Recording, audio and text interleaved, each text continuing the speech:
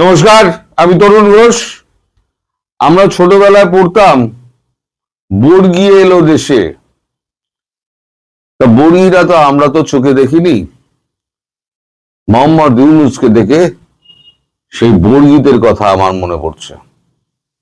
বর্গিরা এসে যেমন আমাদের দেশটাকে লুটপাট করে একেবারে ছন্নছাড়া করে দিয়ে চলে যেত, এই 1.5 বছরে ডক্টর মোহাম্মদ ইউনূস তিনি দেশের হাল ধরে 18 মাসে বাংলাদেশকে খোকলা করে দিয়েছেন। বাংলাদেশকে এত সস্তায় উনি বেচে দিয়েছেন, মাত্র $65 মিলিয়ন। আন্ডার হ্যান্ড ডিলিং কত হয়েছে তা বলতে পারবো না। এই সমস্ত দস্তাবেজ তুলসী গ্যাবার্ড সব ভারতবর্ষের কাছে পাঠিয়ে দিয়েছে। কারণ তুলসী গ্যাবার্ডের সঙ্গে কিন্তু ট্রাম্পের বনে না, এটা আমি আগেও আপনাদের বলেছিলাম। তুলসী গ্যাবার্ডকে কিন্তু সাইড লাইন করে দিয়েছে। তুলসী গ্যাবার্ড একটি মেয়েকে, আপনার কোন একটি টিভির নামটা ভুলে গেছি, আগে আপনাদের বলেছিলাম, সেখান থেকে একটি মেয়েকে ভাড়া করেছেন। তিনি গিয়ে ওই প্রেস কনফারেন্সে সমস্ত প্রেসিডেন্টের ওখানে তিনি সারাদিন বসে থাকেন, বসে যা যা প্রেস কনফারেন্স যে বলেন উনি টেপ করে নেন। তুলসী গ্যাবার্ডের রিপোর্ট পড়ার সময় নেই, উনি শুধু শুনে নেন। আর গোপন দস্তাবেজ সব ডিএনআই এর হাতে তো আসবেই।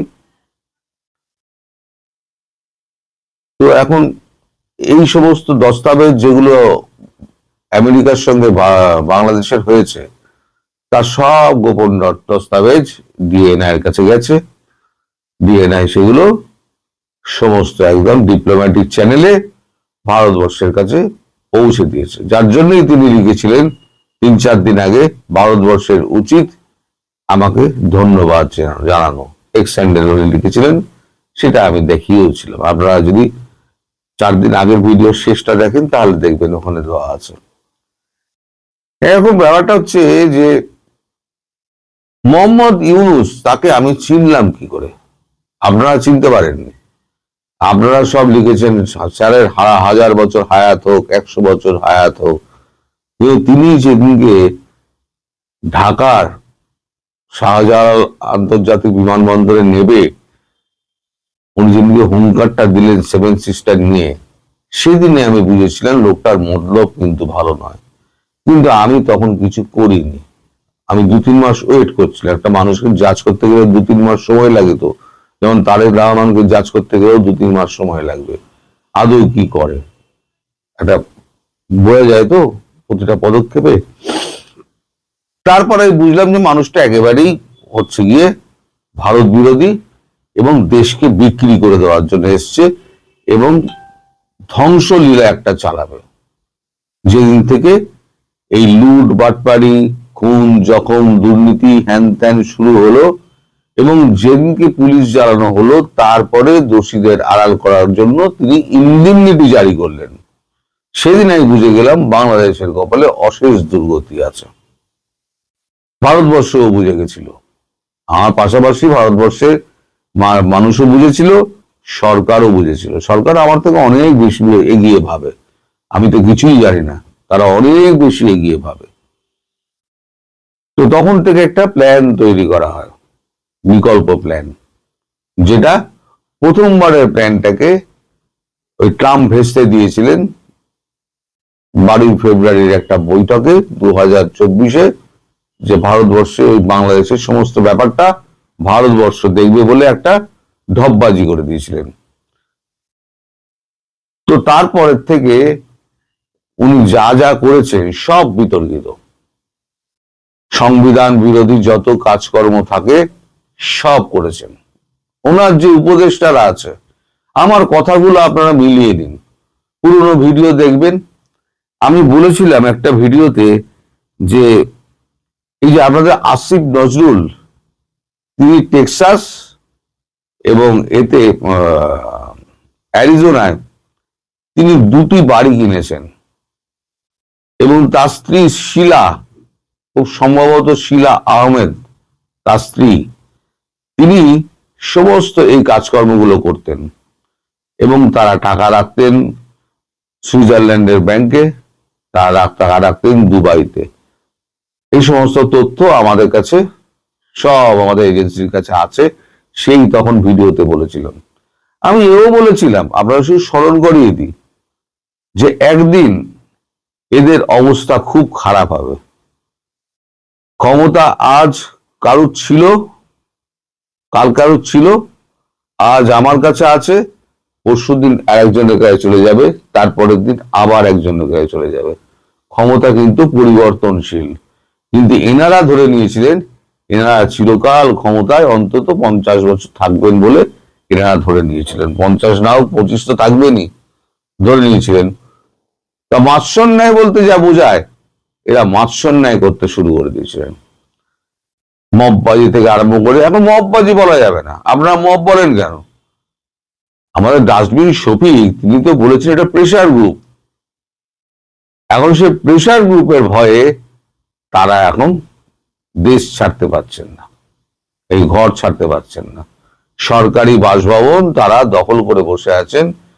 কিন্তু মোহাম্মদ ইউনূসের ব্যাপারে যেটাই বলেছিলেন না, তারেক রহমানের জন্য যমুনার ব্যবস্থা করা হচ্ছে, সেদিন আপনারা লিখেছিলেন সমস্ত ভুল খবর দেন, এক্সিকিউটিভ ইঞ্জিনিয়ার ওখানে যাননি।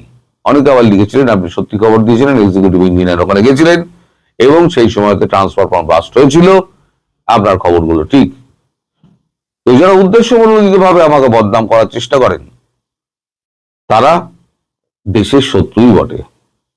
কারণ তারা সত্যিটা প্রকাশ করতে দেয় না মানুষকে, ভুল বোঝায়, ভুল বুঝিয়ে আমাকে মিথ্যা প্রমাণিত করার চেষ্টা করে। কিন্তু আপনারা শুরু থেকে মনে করে দেখুন, আমি আপনাদের বলে এসেছি যে এই মানুষটা দেশটা ধ্বংস করতে এসছে, দেশের কিচ্ছু বাঁচবে না, দেশকে বেঁচে দেবে।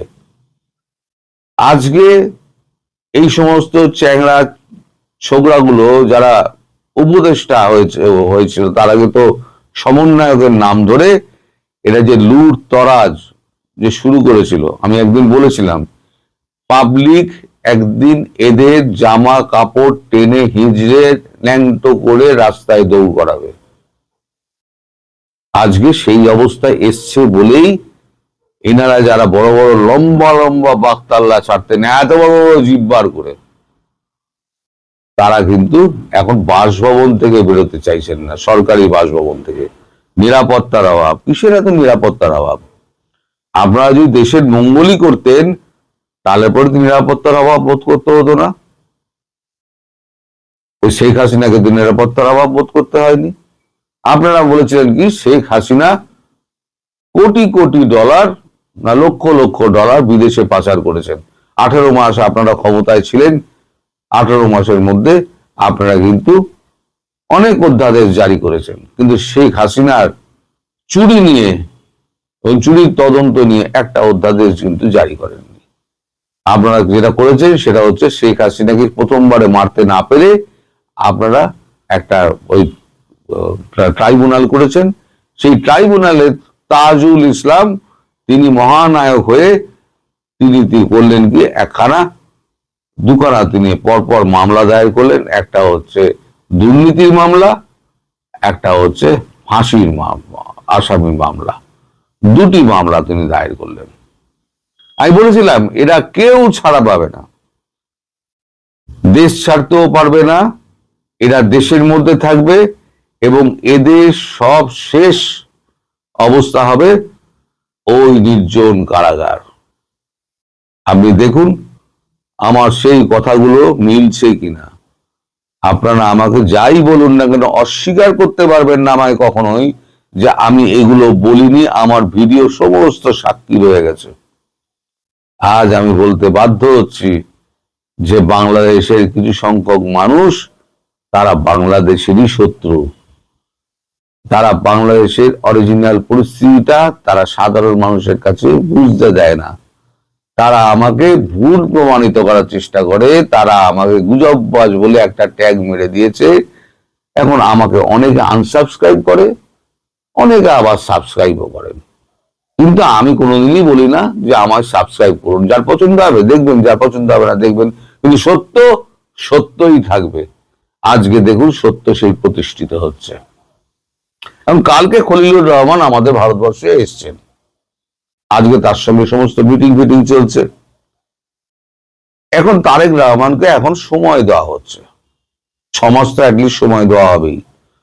তো তার মধ্যে এই যত কালা চিঠা আছে না, সব যেমন আপনার প্রধানমন্ত্রী শেখ হাসিনার কাছে গেছে, পৌঁছে দিয়েছে ভারত, তেমনি তার একটা করে কপি সমস্ত খলিলুর রহমানকে দিয়ে দেওয়া হয়েছে। এবং যে যে সমস্ত আপনার এই উপদেষ্টা মন্ডলী এবং তার যে সাঙ্গপাঙ্গ যারা আছে, তারা যে পরিমাণ টাকা আত্মসাৎ করেছেন, শুধু উপদেষ্টা মন্ডলী কেন, নাহিদ ইসলাম, 26 অক্ষরের আসিফ ভুইয়া, 26 অক্ষরের নাম আমি উচ্চারণ মনেই রাখতে পারি না, তারপর সার্জিস আলম, হাসনাত, হান্নান, এরা সমস্ত কোটি কোটি টাকা নিয়েছে, কোটি কোটি টাকা নিয়েছে এরা। টোটাল যদি হিসেব আপনি করেন তাহলে একটা বিপুল পরিমাণ অর্থ 18 মাসে বাংলাদেশ থেকে পাচার হয়ে গিয়েছে বিদেশে। কিন্তু বিদেশের অর্থগুলো কিন্তু একটাও ভোগ করতে পারবেন না তারা। আমি আজকে আপনাদের বলে দিলাম, একটাও ভোগ করতে পারবেন না। সমস্ত অর্থ পরবর্তী সরকার যেই আসুক, এখন তো বর্তমানে তারেক রহমান আছেন, তিনি যদি কিছু না করেন তাহলে পরে তার পরবর্তী সরকার আসবে। এখন যে অবস্থাটা তৈরি হয়েছে, $65 মিলিয়ন আন্ডারহ্যান্ড ডিলিং কি হয়েছে আমি জানি না। যে ডকুমেন্ট আমাদের কাছে এসছে এবং যে ডকুমেন্ট খলিলের হাতে তুলে দেওয়া হবে, সেটা ডিপ্লোম্যাটিক চ্যানেলে একটা পুরো বাক্স ভর্তি হয়ে যাবে। এদের কালা চিঠা এত, সমস্ত ডকুমেন্ট একদম খল্লুর মারফত ডিপ্লোম্যাটিক একটা বক্সে মুড়ে পাঠিয়ে দেওয়া হবে বাংলাদেশে তারেক রহমানের কাছে। এবার দেখবো তারেক রহমান এই সব মানুষদের বিরুদ্ধে কি ব্যবস্থা নেন। যদি ব্যবস্থা নেন তাহলে বোঝা যাবে তিনি বাংলাদেশের ভালো চান, আর যদি বাংলাদেশের ব্যাপারে যে তিনি উদাসীন থাকেন তাহলে বোঝাই যাবে ওনার ভবিষ্যৎ কাজকর্ম কি হবে। কিন্তু দেশ তো খোকলা, দেশ চলবে কি করে? ওই যে 10টা পয়েন্ট লেখা হয়েছিল না, আমি আপনাদের বারবার বলি 10টা পয়েন্ট লেখা হয়েছিল, যার 1 নম্বরে ছিল শেখ হাসিনার নিঃশর্ত মামলাগুলোকে তুলে নেওয়া আর তাকে রাজনৈতিক কর্মকাণ্ড চালানোর জন্য একটা উপযুক্ত পরিবেশ তৈরি করে দেওয়া।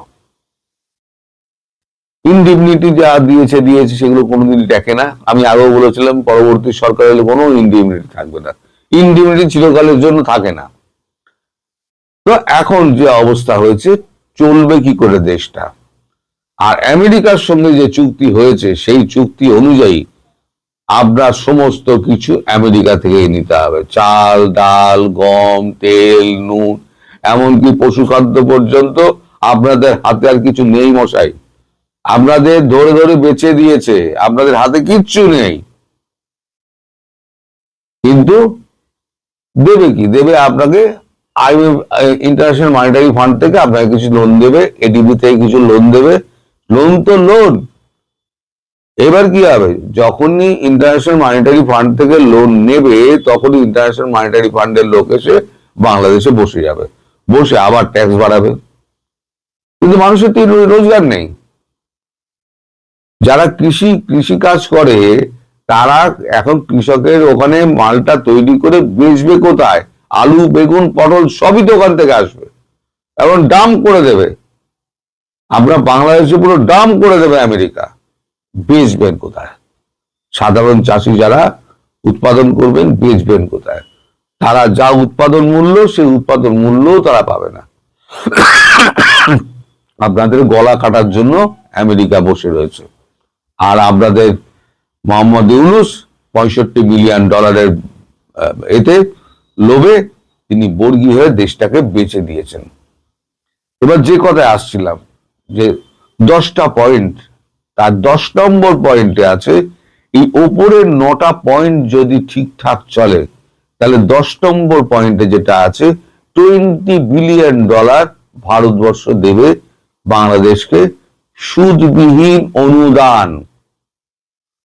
ভালো করে শুনুন, সুদবিহীন অনুদান $20 বিলিয়ন দেবে দেশটাকে চালানোর জন্য। $20 billion is not a joke, it's a big মানি।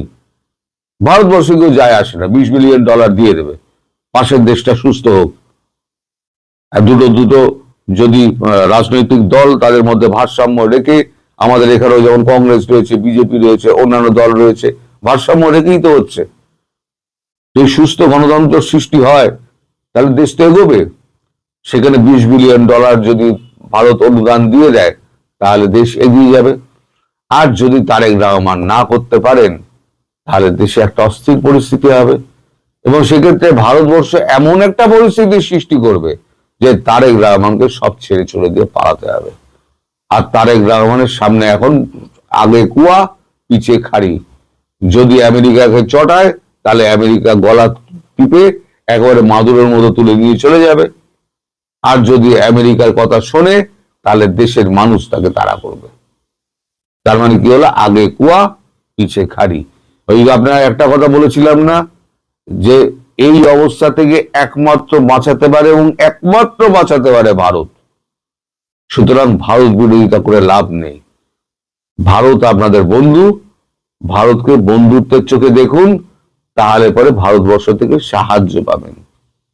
আর এই যত আপনার উপদেষ্টা কত টাকা চুরি করেছেন সে সমস্ত আমি এখনো হিসেব করে জানতে পারিনি, এখনো সেই সমস্ত হিসেব করে আমি আপনাদের সব জানিয়ে দেবো।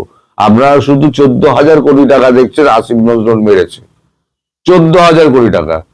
ক্রিপ্টোকারেন্সি 89 lakhs ক্রিপ্টোকারেন্সি নিয়েছেন,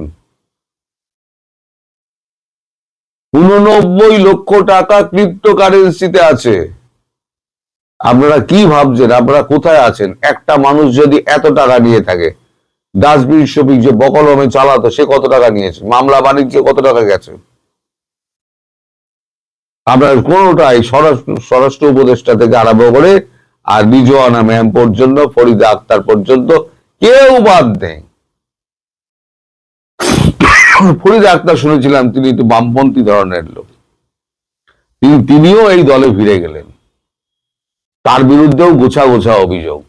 কেউ বাদ নেই, কেউ বাদ নেই, 2-4 জন সৎ উপদেষ্টা ছাড়া কেউ বাদ নেই।